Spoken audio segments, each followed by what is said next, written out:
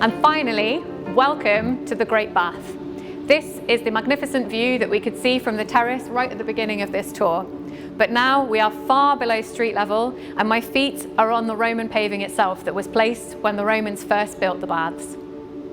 The Great Bath was the main bathing pool used at the Roman baths here. It's right in the centre of the bathing site and it would have been used for communal bathing until presumably laws came in to separate men and women. The bath's construction is incredible. It's sunk into the ground, into waterlogged soil. As we know, the spring is right next to us here, and the spring itself is a geothermal natural environment. So the soil is very, very waterlogged and it needs stabilising. In the spring, this was done with huge wooden piles, and presumably the same was done beneath us here.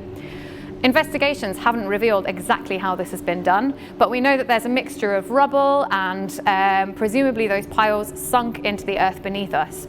And we know that this is done incredibly well because there has been absolutely no subsidence around us here. All of the pillars are still vertical, all of the floors are still horizontal, even 2,000 years later. The Great Bath is lined entirely in lead. It's made up of 14 sheets in 3 rows. And these sheets measure about 3 by 1.5 meters. They're absolutely massive. And they're lined from the east side to the west here. And at the west end, you then have 3 extra smaller sheets, presumably because the lead working was going on beneath my feet where I stand here today. Beneath this top layer of paving, earlier excavations revealed lead splashes and metalworking waste. And we think that these last 3 smaller sheets were placed by the workers as they were stood on the steps, just putting in those smallest rows. We're here at the inflow to the Great Bath. Here, the water runs in from the spring. At 46 degrees at the middle of the spring, it's cooled a couple of degrees by the time it reaches the Great Bath itself. Now, the depth of the bath is 1.5 meters, and the steps going down into it are fairly steep. But the water would have been very, very pleasant to bathe in, and it certainly wouldn't have been this colour during the Roman period.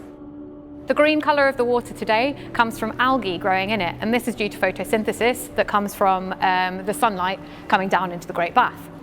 As we said earlier, this wouldn't have happened during the Roman period because there was a huge roof that covered this entire space.